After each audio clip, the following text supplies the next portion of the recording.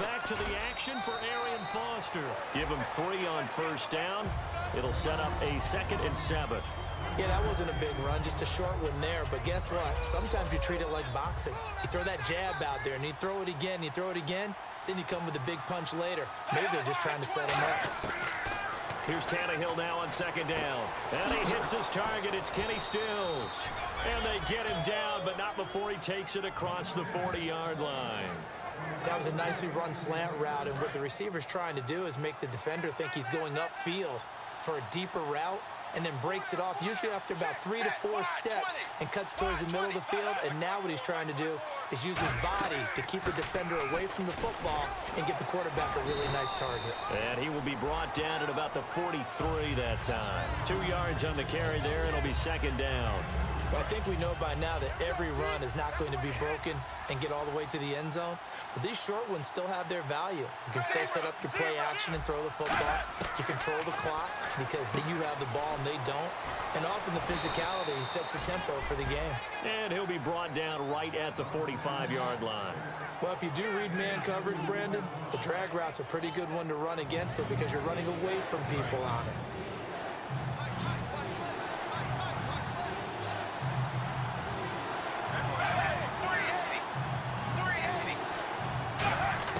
Throwing on 3rd down, Tannehill. And he's got him. It's the tight end, Cameron.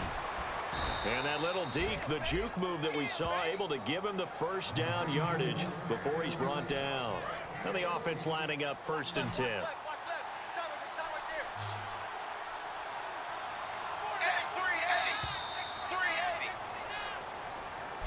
Back now with Charles Davis. I'm Brandon Gaudin. Second quarter begins with the Dolphins in possession of the football. And they're on the move here. They've got it 1st and 10.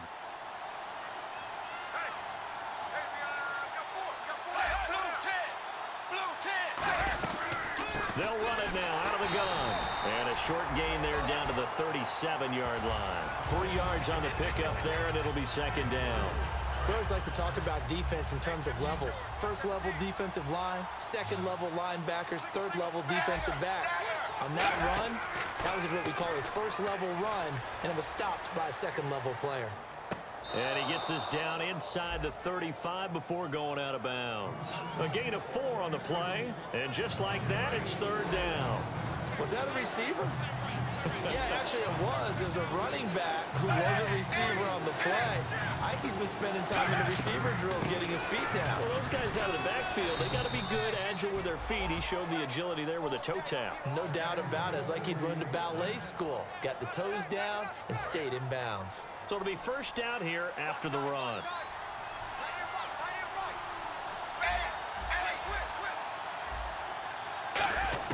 On 1st and 10, Tannehill to the right side, and he's got Landry complete. And a pretty little juke move there, but not a ton to show for it afterwards as he's brought down. Didn't they tell us in our meetings that they needed to account for him on each and every play? You think? A guy of his caliber? So how does a guy like him get that wide open? That usually means there's a tire breakdown on what the coverage was. That everyone thought they were doing something, and they were supposed to be doing something else. The bottom line is, no matter what, you have to know where he is and cover him on every play.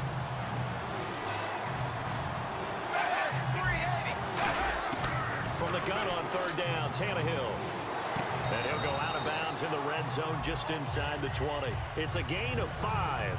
And here's Franks now to kick this one away. This is fielded a couple yards deep.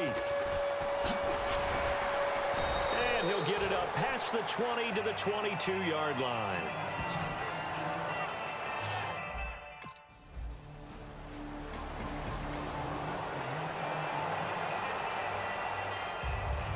The Dolphins offense now working their way back onto the field. And after the field goal last time, we'll see what they can get here. At least they got points out of the last drive, Charles.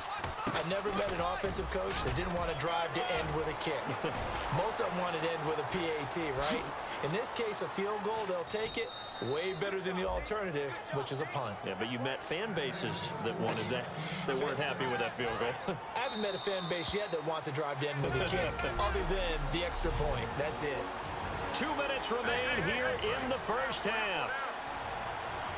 A reminder coming up at this and every halftime this season, we'll be checking in with Larry Ridley in Orlando for highlights and analysis of our first half. LR, that's my man. That's your guy.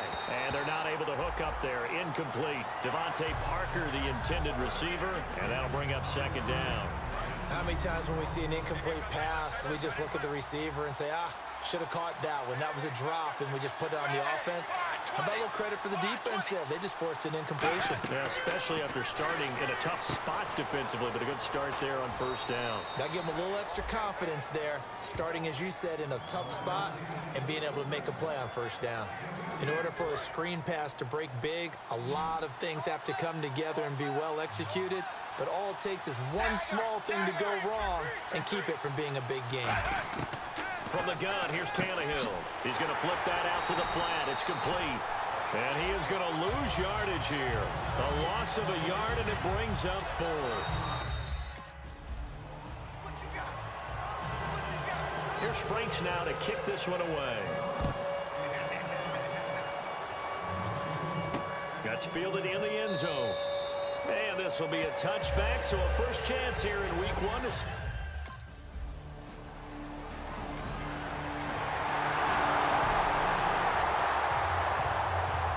The Dolphins offense now heads back on the field. And what do you think goes on here in this situation? If you got the football, you're trailing, you're back in your own territory with just a little time. Do you try something?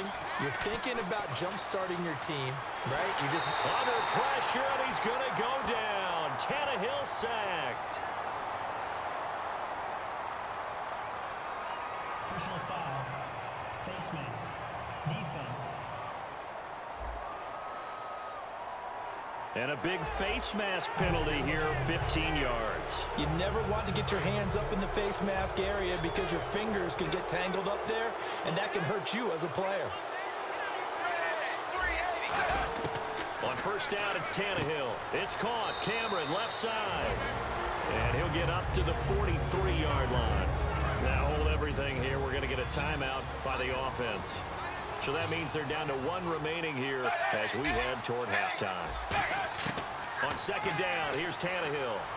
He's got time in the pocket. He's going to flip one out here to his running back. And he'll be brought down at the 48-yard line. A nice pickup there, 10 yards, and it'll move the sticks. And now they're in the hurry-up. I know most of the time when the ball's in the air, you're thinking wide receiver, tight end, but running backs, they can be a big part of any passing offense nowadays. And it's caught by the tight end, Cameron. That one good for 10 yards. And that'll bring up a second and just about a few inches here. Now whistles come in. We're going to get a timeout here by the offense. And with halftime on the horizon, they'll be out of timeouts from here forward.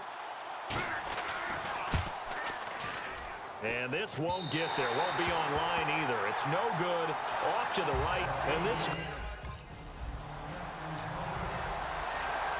Out comes the Dolphins now. They'll go on offense first here in this third quarter. They're down here, but very much in this game. What's the tonality of a coach's talk when a game is within striking distance like this at intermission? Typically, what they're doing is emphasizing the things that went well in the first half and wanting more of that. Sure, you've got to go over some of the errors and clean up some things because there's a reason you're down. But overall, I think they want to stay positive, stay up with this team. We're just starting the second half, and we've got the football. Let's go ahead and punch it in, and then we'll take it from there. See how that recipe works. Here's Tannehill now on second down. He's got the second-year man. This is Devontae Parker. They call it a gain of 19, and it moves the chains. In recent years, the slot receivers really gained stature in the NFL because they can do so many things. Yes, they can line up wide like your normal wide receiver, but to have that kind of courage and toughness to run routes in the middle of the field and become dependable targets for their quarterbacks and move the sticks, those guys are worth their weight in gold. There he goes left side, and all the way in for a Miami touchdown. Arian Foster.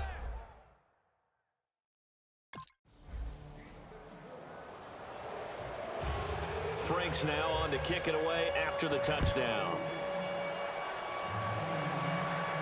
This will be taken in at the 1. And he'll get it up to about the 26-yard line, just across the 25.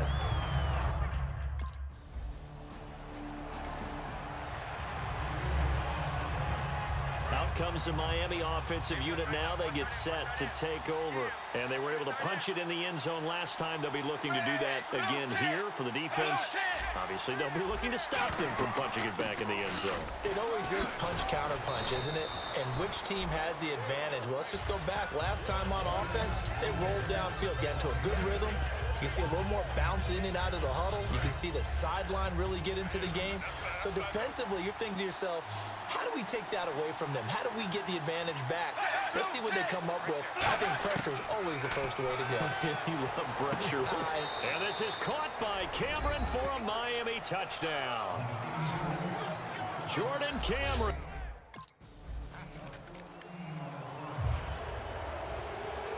Franks now on to kick it away after the touchdown.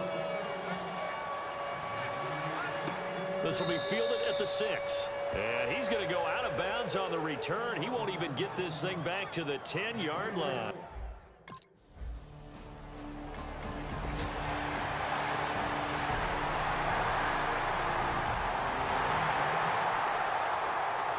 And the Dolphins offense now ready to go back out on the field. And that recipe on their last drive that resulted in the touchdown looked pretty good. So they'll be hoping to do that once more. And it takes me back to when we sat with the offensive coordinator and the head coach. They felt pretty good about their game plan and thought there were some holes in the defense, and they exploited them the last time out. Let's see if they can come back and put together a similar drive. And we'll see if they can do just that.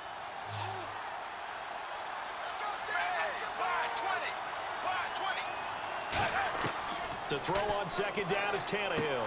He's going to leave this for his running back. It's complete. They'll wind up losing 3. And now it's third down. A pass for negative yardage, obviously no good. Maybe he shouldn't have thrown it, or maybe he shouldn't have caught it. And I think we were seeing it at the same time, weren't we? Maybe you let that one go, right? Because you can see the lost yardage about to develop. But that goes against every instinct of a receiver. They're taught to catch everything. So it's really hard to be mad at him and yell at him for trying to make that play. And incomplete. He had nowhere to throw, so he just tossed it away. But that brings up 4th. Here's Matt Darr now, as he's on to punt for the first time this afternoon.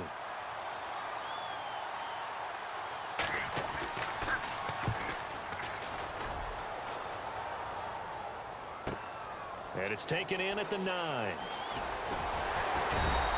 A great return there of 22 yards. And the offense will take over.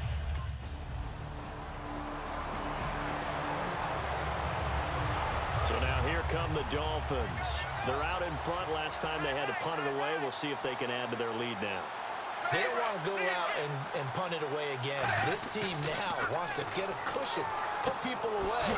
They want to run their offense and have it end up in the end zone. He goes for 18 there as the drive will continue.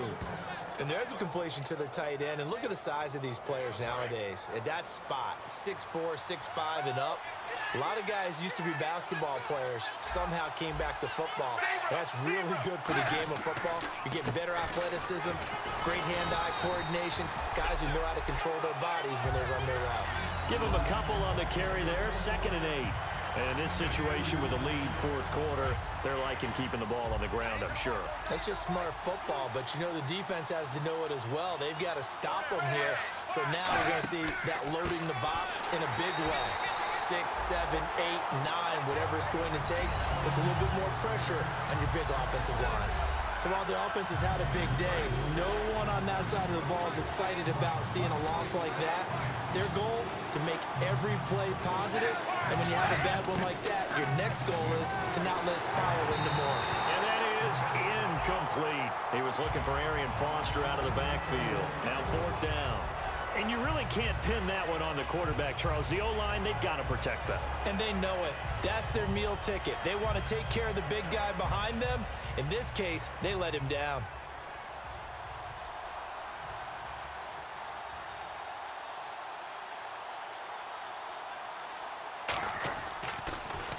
And now a high kick here as he'll try to hang it up there. This is taken at about the 14. 35 yards that time on the punt. And it'll be Seahawks.